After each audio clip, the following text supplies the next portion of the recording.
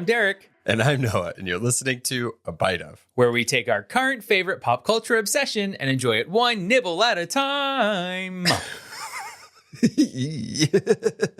So, just in advance, I sound a little nasally. I've been sick. I had a cold during the summer.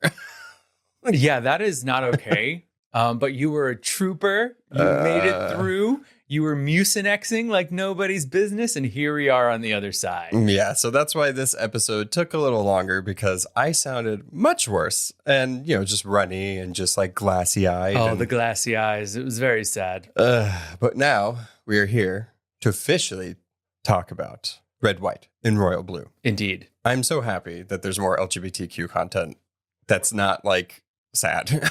Yeah, we're having a really good queer rep month this month.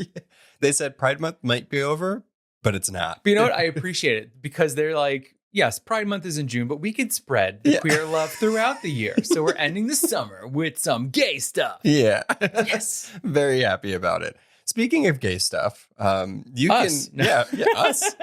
You can keep up with us on all the socials. You can find us, just A Bite Of, search it.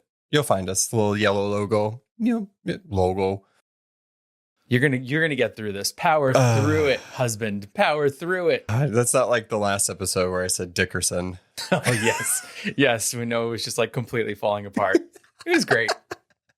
But also, so this we'll have a video version of this for our Patreon members. They get it first. So if you would like this as a video, go to Patreon, free trial or $1 a month, and you get us. You can see our faces. We both have beards. Yeah. And then subscribe, leave some stars, do some reviews. It's, the business is done. Done? All right. Let's do a little synopsis of our movie here. So based on the best-selling novel by Casey McQuiston, Red, White, and Royal Blue follows the son of the President of the United States, Alex Claremont Diaz, as he heads to England to attend the nuptials of Prince Philip. Unfortunately for him, this means he'll have to see Philip's younger brother, Prince Henry, who he's had a bit of beef with since a meeting at a climate summit a few years back. Ooh. After a careless cake moment, the pair are forced to pretend they are besties to aid in Alex's mother's re-election campaign. The enemies soon find out they have more in common than they thought, and a budding friendship blossoms into something more. Ooh, kissy kissy. Ooh. So spoiler alert, if you do not want the plot of Red, White, and Royal Blue ruined for you, you've been alerted. Yeah, so book and movie, there will be spoils ahead. Yes. I love this voice. Ahead. So good. Spoils ahead. All right, let us officially take a bite of Red, White, and Royal Blue. Whee! All right. I love, if you look at the credits for this, so Casey McQuiston. This is going to be a thing. McQuiston. I love it when the authors are writers for the thing that they're doing the adaptation for. It just makes it so much more like, I like them looping them into these types of things. Absolutely. And you can see that they expanded a little more in the movie with some things, but then it's always interesting to see the omissions that they do from the book. Yeah, after we had first of all, I agree completely with you, because I think in the past there have been so many just major fumbles of books being made into movies without any of the author's input, and it was just a mess. Yeah. And the thing is that with books like Heartstopper, with books like Red, White, and Royal Blue, they have such a following that we want loyal adaptations. Yeah. So really including the person who created this world, who created these characters, is just smart on the studio's part. So I do appreciate that as well. But it was funny, after we had watched this, we had mentioned in a prior episode, the first time we watched this, you were actually at a conference in Cleveland and I was home. But we kind of sat on our little Prime Video party line that we had going, and we were like, things were different, right? Yeah. Who was missing? Because we read the book separately. Derek had read it first, and then I listened to it on audiobook, and I highly recommend it. The book is actually behind Derek. It's the nice pink, red, white, and royal blue colored book. This is the OG paperback, baby. There is a new collector's edition, I think, at Barnes & Noble, and it's like a baby blue, but it also has like the quotes on the covers. It's just really cool. Isn't it always tempting? Like when you have the one version and then they come out with one that has, foil on it and it's just has extra chapters or whatever. It's like, do you go and buy the special collector's edition? Yes. Thank you. Yeah. I'm glad. Okay. So we're going to Barnes & Noble after this. I mean, probably. I do have $5 off. So, well, now we're talking. We got a coupon. But this movie as a whole, I think it's so well done. I really like it. Matthew Lopez is the director of it, and they were also a writer. Their only other really credit, I believe, is writing as a staff writer for the Newsroom show. So I think it's funny that they went from one kind of politically central thing to another political thing, but gay. So that's always fun. Yes. But it was really well done. I think that they captured the essence of the book. And I think that's the base of, I feel like I'm like dugging like this, but but I think that's the base of what anybody that is a fan of the original source material wants. Yes. And I feel like you can change things, right? It's like, okay, we don't have that much time to really sit with some of the stuff. So that's fine. Or maybe melding some of the characters together, because creating a cast of like 1,500 people and whittling down to like 15 is probably a little feasible. Because to make a book, heftier, we have an A plot, a B plot, sometimes a C plot. And tons of description. Right. So it's, I believe the movie really did stick to the A plot. And I think we had a little bit of a B plot here of his mother's reelection campaign, which we do see in the movie, and we see how involved Alex gets in it. So I think they really did stick true to what was going on. And as someone who loved the book and then watched the movie, I felt like, the story was still there. Yeah, because it was kept intact. Yeah, the election thing was a big catalyst for the story. It kind of gave the book a beginning and an end almost. It's like the election night, that's when the book is going to end. And you can kind of see that as you're reading the book. It's just the in-between stuff that's important. I did miss some of the, English B plots that went around because, his sister, there's a story in there with, her dealing with drugs and stuff like that. And it kind of gave a little bit more layers. I don't think we needed it, but that was a story that I was like, oh, I kind of liked that. And it was interesting that they cut it out. Some of our side characters lost their depth a little bit. And also some just didn't exist. Oh, that's true. Like Alex's sister, like the senator. It's funny for me as a person, when I watch something or when I read something, Noah has a memory where he reads something and then like 2 years later, he's like, well, the scene when they did the thing. And I'm like, what? That happened? So I usually leave something with a feeling, right? It made me feel warm, or I was scared, or I hated it, or whatever. So I left obviously Red, White, and Royal Blue feeling just warm and fuzzy and loving it. But for me, I did remember a scene from the book, which is in the kitchen in England with the Cornettos, which is basically like a Nutty Buddy or whatever here in the US, or a King Cone or whatever. And it's kind of like this deleted scene that's been released on Twitter now. But watching it, that was such, for me, a moment between the two of them where they were kind of coming together and finding common ground, that I was really surprised that it was left out of the movie, because I think a lot of fans remembered that from the book. Well, we had that conversation, right? And, we'll get more into the movie, but I think talking about these book to screen adaptations is kind of fun because, whenever you have a book like Heartstopper and Red, White, and Royal Blue, or even Twilight and Hunger Games and all of those, there's particular things that fans latch onto. So it's that particular scene. That one gets, that one's talked about quite a bit. And it's like, when they don't include it, it's an interesting choice, because it's like, well, most of the fan art is like based around this particular scene, or like that's the most quoted thing. So it is interesting, and it's funny that they did film it and they released it as a deleted scene, but it's like, oh, I didn't miss it, and it didn't like take away from the story, but like I was hoping to see it. Yeah. And you can see the box next to him whenever they do that like really cool scene where the turkey is in Alex's room and they're talking on the phone, but he appears in his bed, but you see the box next to him. So it was like a little tiny nod. Yes. And so I think I did miss it a little bit. So I think what they did well in the movie, right, is that a lot of them getting to know each other happens through text or email. Right. And I thought they did that really well, where they were in the room with each other while they were doing other things and, still talking to each other. I thought that was really clever and really well done. But I did feel like in the beginning we were missing more moments of them knowing each other in person. Well, and also just that was one of them. Yeah, and just that the reason of them not liking each other. I think that it did get over it a little quickly, which is fine. I think looking at it from, if you kind of separate yourself from the book, because there's a lot more of them just like not really like, they're like flirting, but like hating each other at the same time. Mm-hmm. And you find out more about that backstory. And I feel like in the movie, they kind of sped it up a little bit. Absolutely. Which was fine because that's what we needed. You're right. I guess, what was it? Like, it was like a 2-hour movie. I do want to see them more falling in love rather than them still having beef. Right. And hating each other. That's the point. I guess one of the scenes that really does sort of open their eyes to each other is visiting the hospital in England.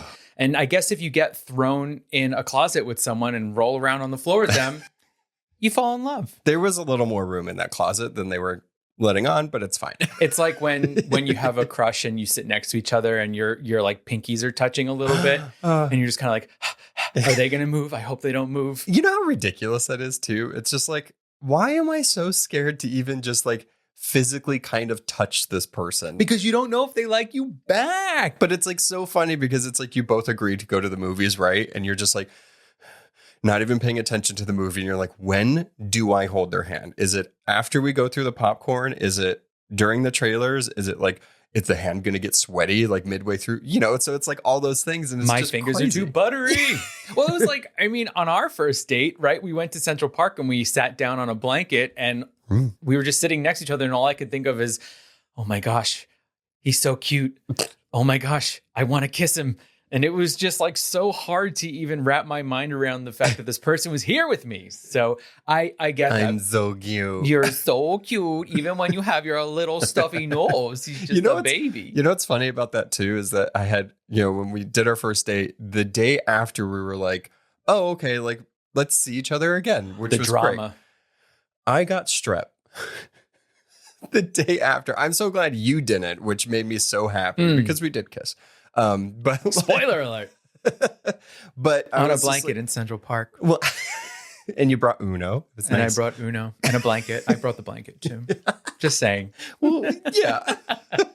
You had like a vehicle to be able to bring it. I made it cute. But so I gotten sick and I was like, he's going to think I'm lying. I did. He's going to think that I'm making an excuse. I surely did. It wasn't. I was very sick. Yes, he was very sick. And we're married now. So it obviously turned out. Still sick. He's still sick. Ever since that day, he's had the same cold. 4 years later.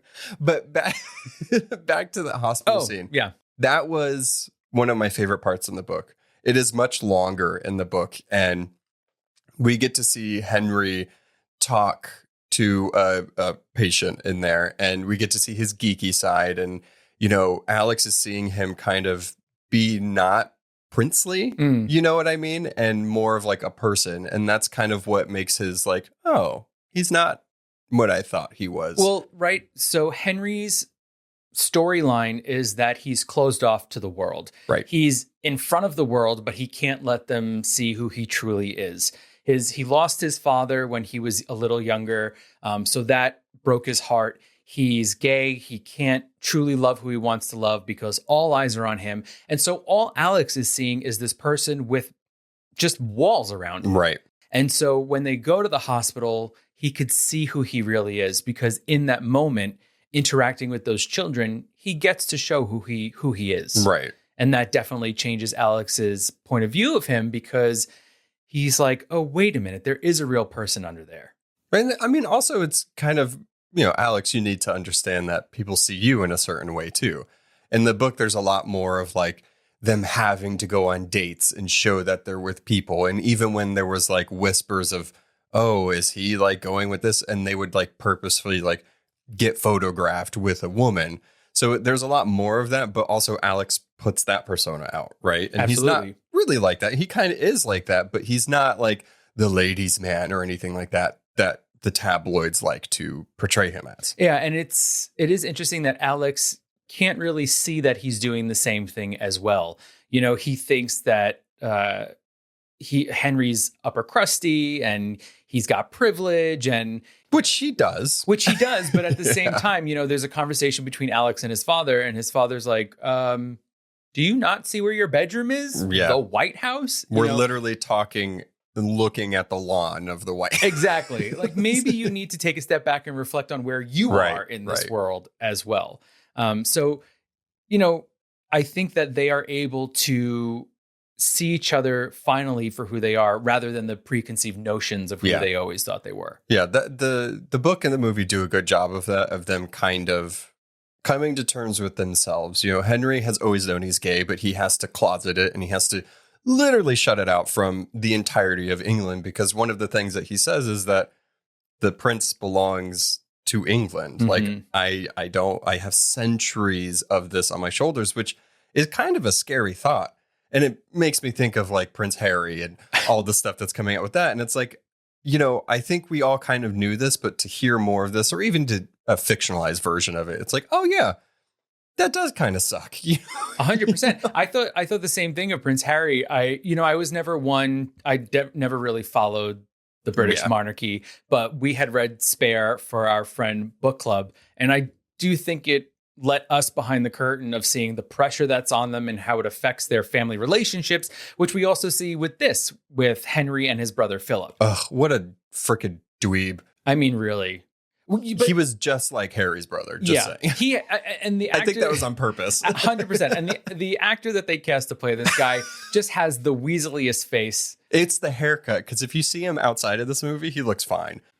But that haircut they gave him, this like high and tight bowl bob thing, is quite royal. Yeah, just a sniveling. Plant. Yeah, and I'm glad he wasn't in that much, because he really would have ruined the time for me. Yeah. But our dear Prince Henry is dealing with a lot. Yeah. And then there's smooth talking Alex Claremont Diaz, who doesn't really seem to have a care in the world necessarily. He cares deeply for his family. He loves his parents, who are also very loving. And he cares deeply about his mother's position in the world. And he wants to be more involved in her political career. But of course, Cake Gate happens and ruins that all. That scene was great. It was just how I pictured it in the book. And that was a massive cake. And I think in the book, they said it cost like 30,000, maybe more. They upped it in this. They said it was 75,000 pounds.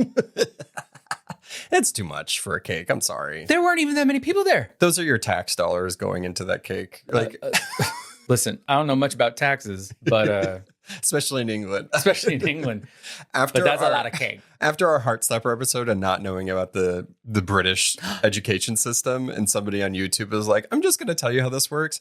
Thank you for that, by the way. Thank you for that. Yes. But I'm not going to comment on any of that. No comment. Because that's how it works. Exactly. Cake and taxes, we think. There's a separate cake tax. You know what? There probably is. It's an itemized bill, and it's like champagne, fancy shoes, cake. Yeah. Well, the cake was ginormous. Yeah. And I loved that whole little scene. I don't know why. It made me giggle when Alex puts his hand on his shoulder and there's the icing all over him. Oh, yeah. It's like, of all the things, don't go near the cake. Yeah. Yeah. I think that both of these actors, Taylor, oh my God. He's just a baby. But Taylor and Nicholas, they're great. I think that, I think, what was it? Taylor Perez is known for The Kissing Booth, I believe. Taylor Zakar Perez. Yeah. And Nicholas Galitzine. That's how he kind of talks in real life, right? There are a lot of videos. They've done it for a number of outlets where they're asked to do impressions of each other. And Nick's impression of Taylor is hilarious. And it sounds just like that. Like, hey, what's up? I'm Taylor Zakar Perez. You might know me from such things as The Kissing Booth. That's why I know The Kissing Booth. He's also in that HBO Max series, which is now on Stars, maybe, Minx. He was in the first season of that where he gets naked. So he likes to get naked, I guess. I guess when you got this, if you got it, flaunt it. Boy, I know you want it. Prince Harry. Or Henry. Oh, it's too close to reality. I mean, I think that's why she did it. Yeah. It's a fictionalized world. That is interesting, though, that we got two properties that are like, I wish the world was kind of like this. I mean, this one was more in like, this is kind of how people would respond or like how they feel about it. Heartstopper was a little more fictionalized. Yeah, it's a little more utopic. Right. But, this, if you read the author's note of Red, White, and Royal Blue, Casey does say that this was their response to the 2016 election in saying, I felt so lost that I wanted to create a world where the woman did win the presidency and it was all okay. Well, that would be great. That would have been great. Here we are, mugshots out. Not to get political. Yeah. Sorry. But I mean, this is a political movie in some aspects. We're being political right now. Nah, I know. I mean, my hat is political enough. But, RuPaul says something along the lines of every time I bat my eyelash, it's a political statement. Yep. So the fact that you and I are even sitting here as two men who are married, we are political whether we want to be or not. I don't want to be. I don't want to be either, and it shouldn't be. But also... So, okay. Welcome to our life. Yeah. I mean, that's a huge conversation. And it's like, because you're LGBTQIA plus, I mean, you're not a political pawn, no matter how many people want to make it that way. Just do you and love who you love and be great. You got to, because I mean, if we were to be affected by what lawmakers are doing in this point in time, we'd all be crumbling. So yep. We have to do our best to fight that in a healthy way that's good for us and our mental health, but also live our lives to the fullest and not be scared. And also keep having amazing content like this and show them that, yes, this can be number one on Amazon Prime. Yes, Heartstopper could take the world by storm. Yeah. Also, and this is content people want. So shut up. Shut your gosh darn mouths, you fools. But speaking of the president, right? Oh, here we go. Okay, so we have Uma Thurman. As Madam President. Yes. And she's great. I mean, I love Uma so much. But one thing... this is the only critique I will say with the movie.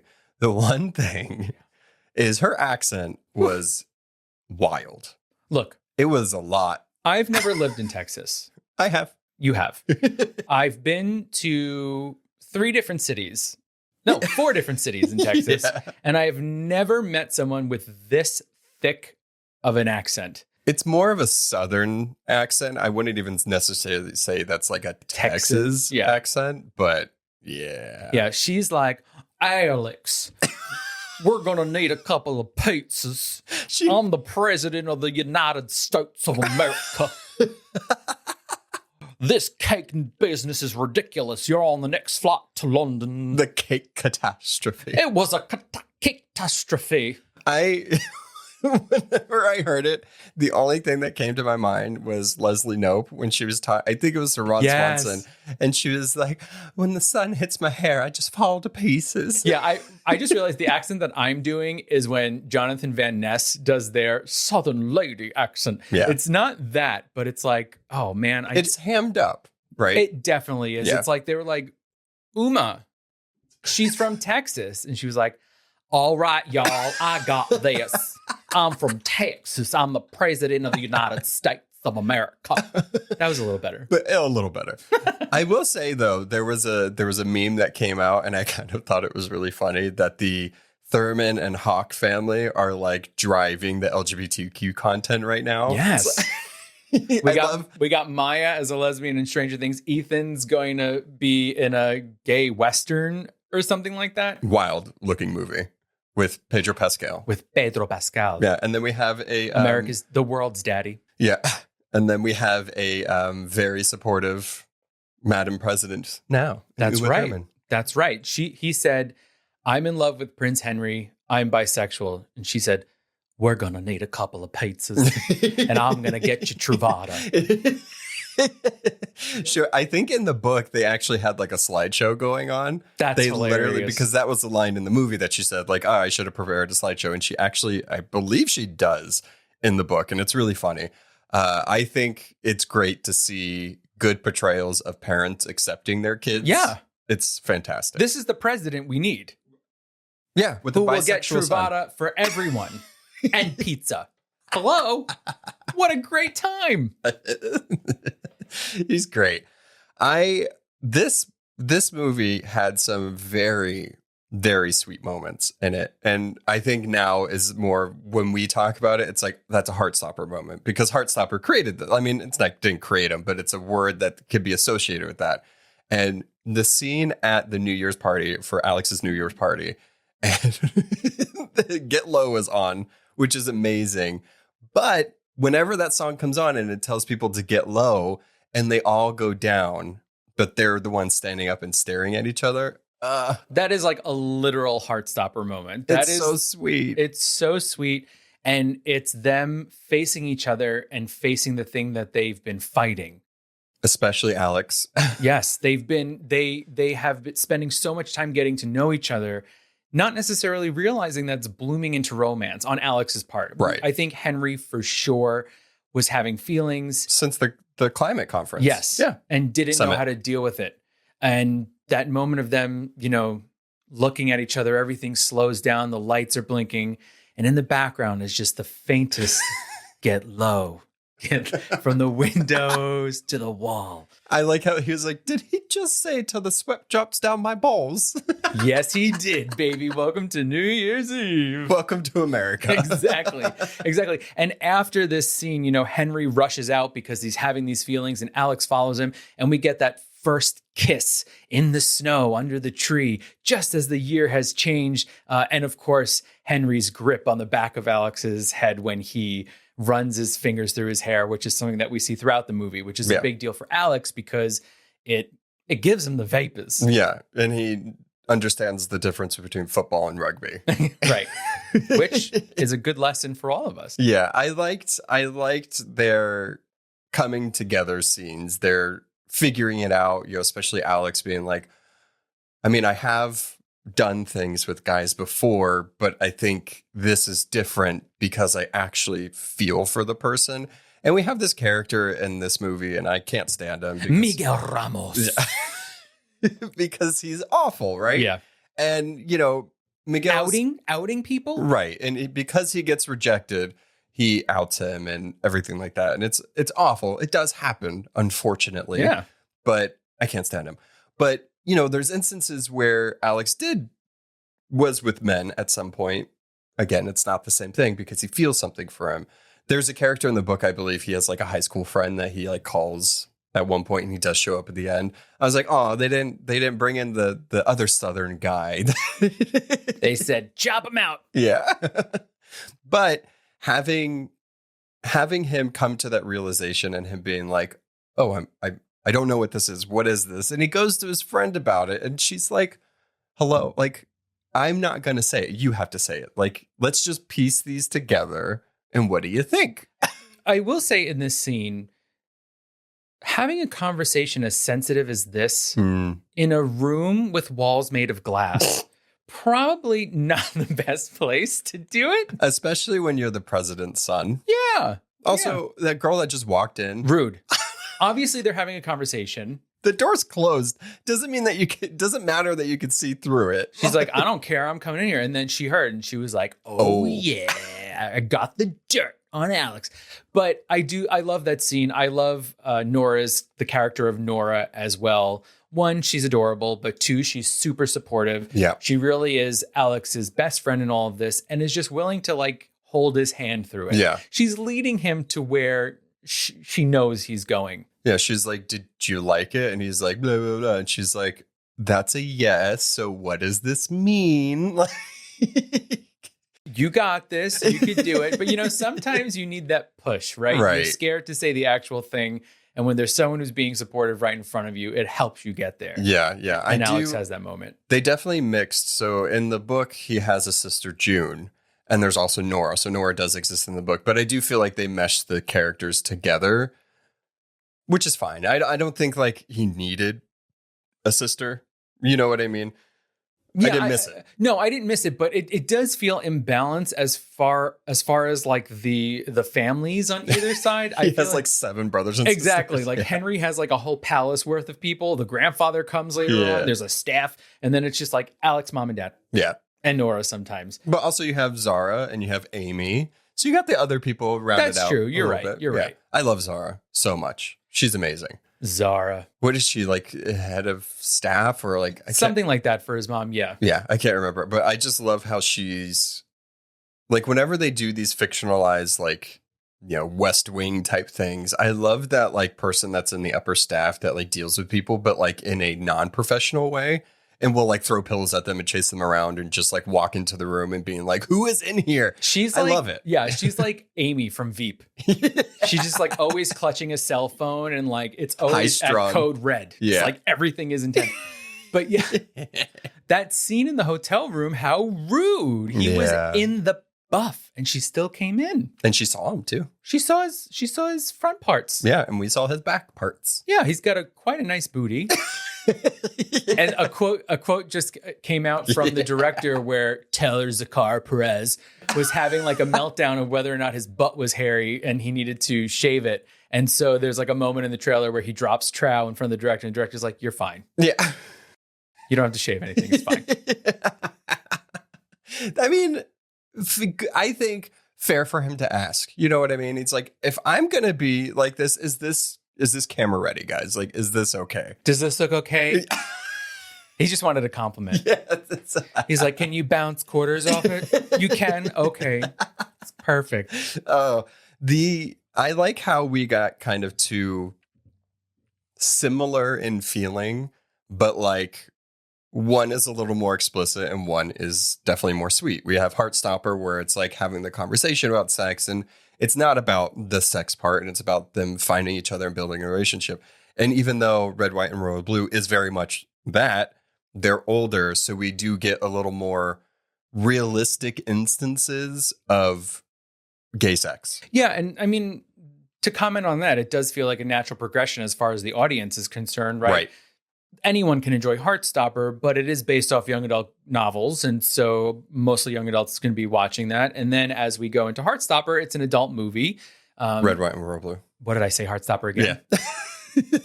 Heartstopper Part 2, the other Heartstopper. Yeah, no.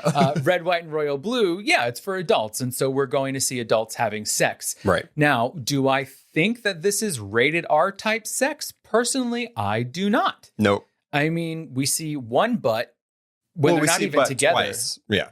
And then when they do have their first time together in Paris, it's a beautiful scene. Yeah. I absolutely love it. I think it apparently opened straight people's eyes to how gay people can have sex. Two men can have sex. They can have sex? But this is what I mean. It's like, yeah, we watch straight people have sex all the time in movies. Ugh. I just watched the last episode, and Just Like That.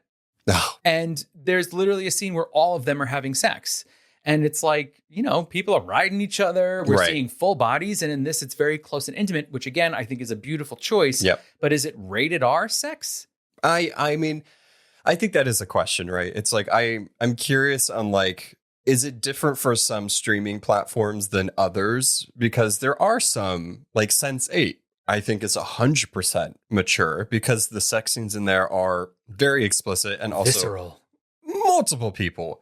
In here, orgies. Right. And in here, it's like, I've seen PG-13 movies where like I've seen frontal and back, and it's like, I'm curious on like what the rated R-ness of this is. It's not really a problem for me because I'm an adult and I can watch it. Right. But I almost, maybe some parents are like, no, you can't watch this because it's rated R. And it's like, I don't think it's any worse than any PG-13 movie you could see. Well, right. And so the thing that makes me question it is it because it's two men? And so when I think about a movie that I love, Forgetting Sarah Marshall, right? We see Jason Segel's penis in that. Oh, yeah. We see Mila Kunis' breasts in that. We see Kristen Bell trying to give Jason Segel oral sex, perform oral sex. And so, and those are full on shots. There's no tight shots. It's like you're seeing her try to do this. You're seeing him drop his towel and his penis is there. And that movie is rated R. So is it because they're straight that it's okay? Maybe it's just the amount of times you see the butt. Two butts? Yeah. I mean, I don't know. I think it is an interesting conversation, and maybe we can look into it a little more, or maybe we'll just reach out to Matthew Lopez and be like, hey, why? I just had a thought in my head, and with this, I feel like I keep saying this, with the state of the way things are right now for LGBT people, if it was any more descriptive in what we're seeing, would it have been, attacked? Oh, probably. And so maybe this was a choice. Right. And again, it was a beautiful scene. I think that they did it perfectly. It was very tender for a first time of two people coming together with one person who's never had sex with someone of the same sex. But yeah, I just think it was really interesting. Yeah. I think also, just to kind of go into that scene a little bit, it's very real. I think it's a real depiction of two people of the same sex, particularly men, having sex. Because one, right before that, the conversation is like, Alex is like, well, like who's going to, and he's talking about bottoming, and because he's nervous, and he's like, I've never done this before. And Henry's like, well, we'll do this together. Like, it's fine. Like, calm down. But I did like that they showed that they used condoms. Two condoms. But I did like that they showed that, right? And it's like, be smart about this. But the scene of them actually having sex, I mean, I don't think I've really seen a scene like that that I can remember of gay sex. Because, we have Brokeback Mountain, which is a good movie, but it has its issues. And that's kind of like an extreme version of like two men having sex, and also not really realistic. And so I think it paints a weird picture of like just, not loving and not, intimate in that way. So I'm glad we got this scene, because it's something, I can point to Heartstopper and be like, this is what kids go through, especially LGBTQ kids, and, with the family and everything like that. And this one I can say, oh, this is what they go through in their adult lives and in positions of like jobs and stuff, but also how relationships work within that. And some of the conversations that you have to have. Yeah. Just in general or about sex, and you have to be open, and communication is important. And it's key. Communication is key. It did a really good job, but those are just sort of my musings on what the heck. Yeah.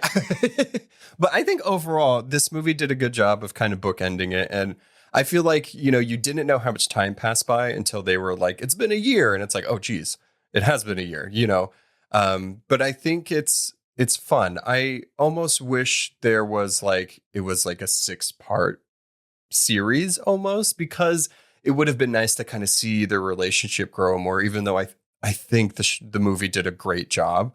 But I also just want more. I like them so much. I think they're so sweet together. And I kind of want to see, like, how is England going to deal with a gay prince? How is America going to deal with a, bisexual first son? I kind of want to see what that's like. And hopefully in a fictionalized reality, it's great.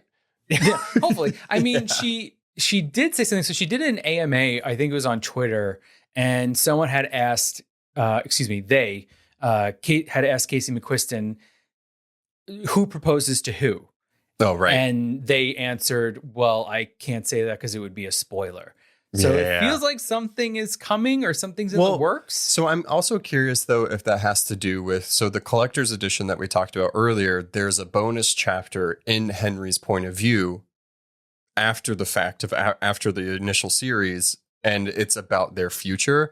So I hope it's not that, because then we're probably getting more, because it would be nice to get more. And I think I would like another one.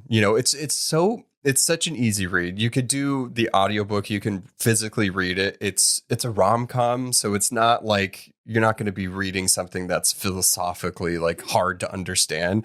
It's such an easy read and such an easy watch.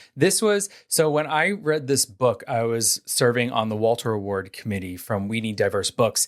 And I had been reading a lot of, children's and young adult books. And the publisher had sent this to us, and I was like, score. And I was like, I need a break from just like purely YA teenage characters. And I could not stop reading this book. Right. It's so readable. The writing is so fun and so uplifting. And it has that enemies to lovers thing, and you really get to feel them getting to know each other. It's like and pomp and circumstance. Yeah. It's just, it's such a good read. And I couldn't put it down. So I highly recommend it. And I would also, I think me not wanting that tidbit in Henry's extra chapters, because I selfishly just want another book. Right. Well, right. And I hope it's, something more. And, they have a bunch of other books out. So I'm sure that, those are just as good, but I want another.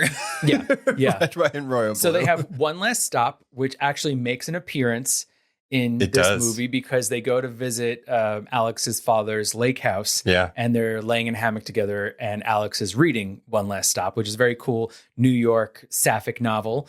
And then they also have a YA novel, I Kissed Shara Wheeler. It's definitely Shara Wheeler. I don't know if it's I've Kissed Them, but that's the title of that book. So I can't wait to see what they're coming out with next. Yeah. Hopefully it's red, white, and royal or blue, or red, white, and royal or blue. Yeah. That's hard to say. More red, more white, and definitely royal or blue.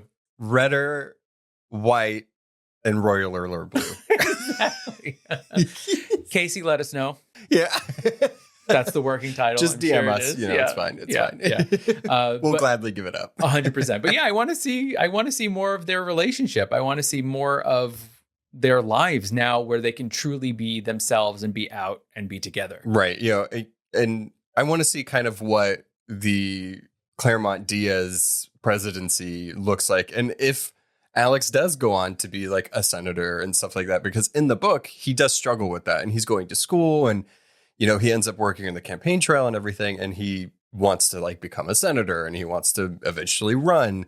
But there's some things that give him trepidation in that throughout the book and the story. And so I'm curious if he does actually do that kind of thing. I also, just from like a personal standpoint, I did like that it was based in Texas, and specifically Austin. That's where they're from. So it was very much like, are they from Austin? Do you know if Casey's from I don't Texas? Actually. Because just the way they describe some of the things from living there, I'm like, yeah, that's true. Like, oh, I know that place. Like, it's just cool. It's just, not many books are based in Austin or mention them, It's just nice. It's nice. Well, get on it, Casey. We're waiting.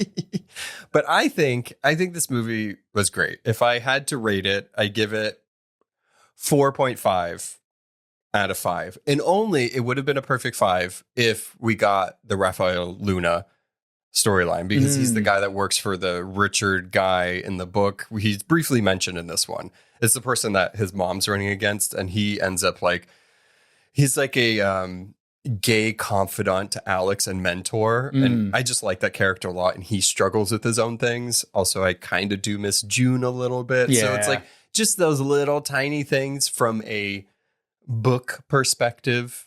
I wish, but 4.5. I think it's fantastic. This is the type of media that we've been waiting for. It's just good. It's sweet. It's a real look at these types of things. Yeah, I think I'm going to give it a 4. A solid 4. Oh, I usually do less. I know. We're just crazy these days. I'm sick, and I'm being very generous. Sappy right now. I think some of the observations that you just mentioned. Also, I don't know. I just needed a little bit more of a natural progression from them going from enemies to lovers. It went like enemies, and then bam, they're falling in love. Right. So I just needed a little bit more, maybe a little more time in the hospital, maybe a little more time of them together in England, personally. But overall, it's swoony as heck. Yeah. The whole cast is just wonderful. They did such good jobs bringing this book to life. I believe the love story. I love the love story. And it made me chuckle a whole bunch. It was rather funny. It was really funny. One of my favorite scenes is when they finally reunite, and Alex's bodyguard says, "I can get you the red room." And Henry comes in ready to apologize for kissing him on New Year's. And he says, "Shut up, stop talking." Yeah. And they just smash. Yeah. And then the bodyguard walks in, and they're pretending to look at stuff on the walls. The way it was edited, the beat was perfect for that piece of comedy. Yeah. So yeah, all around, it's a fantastic, wonderful, lighthearted, lovely film. And I'm giving it a 4. Give it more adjectives. That's how I truly feel. Yeah. I was waiting for more. I was like, what else can I come up with? Southern. Swoony. Fantastical. Head over heels. Head over heels. Blue, red, white. Royal. I really, really, just to put a pinpoint on one of my favorite scenes in it, is the museum. When they go to the museum after it's closed, I love that scene so much. I think it's aesthetically and beautifully shot. I think the voiceover over them just kind of doing this rotating around themselves, but also statues of like the ideal man. It's so cool. And then, he's like, I had always wished to dance here with somebody I love. And Alex is like, well, we love each other. I was like, whoop, woohoo. Yeah. What about the staircase scene when all their emails are released and Alex runs to him and they crash together on the stairs and they fall? Oh, he calls him baby. So good. One of the funniest moments for me. We always do this at the end of the reviews. We're like, here's our final rating, but then here's 30 other things that we like. But the first thing that Alex does in the movie, and he's like looking out the window and he goes, so. Yes, I love that too. I'm like, okay. Yeah. That is perfect. Yeah, it's so good. It's so good. Go watch this. I mean, if you listen to this and you haven't watched it, or you have watched it, go watch it again. We watched it a few times. It's going to be one of those movies where it's like, oh, I'm going to put this on because I just want to feel happy. Yeah. Yeah. I enjoyed watching it a second time, and I know it won't be my last time watching it. I also found out from watching it, and you were like, Stephen Fry plays the grandfather. Oh, the king. Yeah. I didn't know he was gay in real life. Yeah. Yeah. I love it. Cool. I love when they get a homosexual to play a real stodgy straight person. Yeah, that doesn't like gay people. Yeah, and it's like, fantastic. I know I've seen what you do outside of this. Representation. Yeah, it is really cool. I like that a lot. Okay, well, that's red, white, and royal blue. We hope you have a royal day. Go pamper yourself. Get a scone. Crumpets. Goodbye. Bye.